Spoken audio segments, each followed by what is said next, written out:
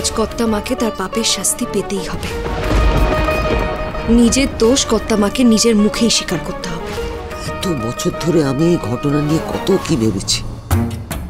এক সময় আমার মনে হতো যে তোমার বড় দাদুও এর সঙ্গে জড়িত। তারপর যখন জানলাম উনি আলাপিকে এত বছর বাঁচিয়ে রেখেছেন, তখন আমার ওর উপর থেকে সন্দেহটা চলে গেল।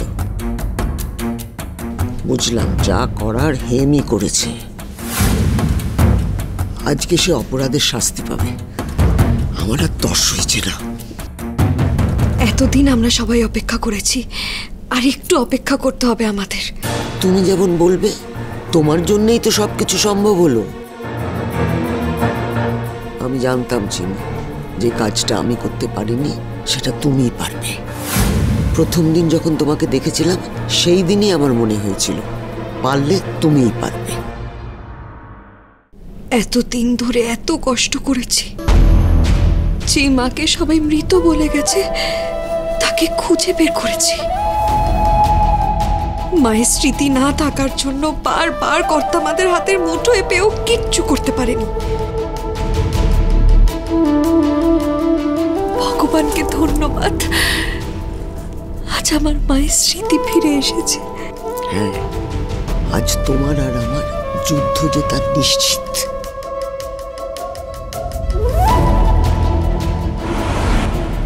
চিনি, বলছি তোর মায়ের জ্ঞান ফিরেছে। ফিরেছে? হ্যাঁ। যাক, জয় নীলমাধবের জয়। পুলিশও এসে গেছে। আমি দ্রোণকে নিয়ে তোর মায়ের ওখানে যাচ্ছি, ঠিক আছে? ঠিক আছে। বড় মা, আপনি নিচে গিয়ে পুলিশদের বসতে বলুন, আমি মাকে নিয়ে আসছি। কেমন?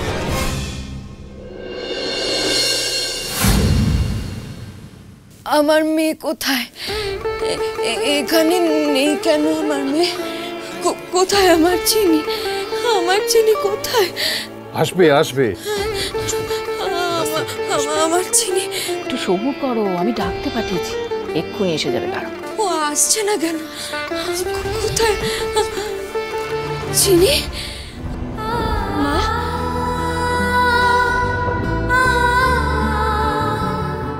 মা, চিনি। মা,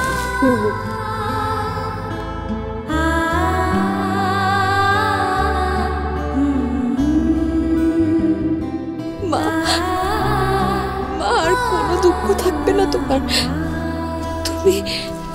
তুমি সত্যিটা বলতে পারবে তো মা? পারবো, পারবো। আমার সব মনে পড়ে গেছে মা, সব মনে পড়ে গেছে। শোনা মা আমার, আমি জানতাম মা, আমি জানতাম তোমার সব মনে পড়ে যাবে। আমাদের আর কোনো চিন্তা নেই।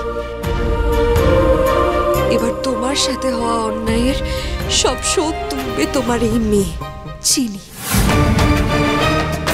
চিনি সোম থেকে রবি প্রতিদিন রাত 10:30টায় স্টার জলসায় ও ডিজনি প্লাস হটস্টারে।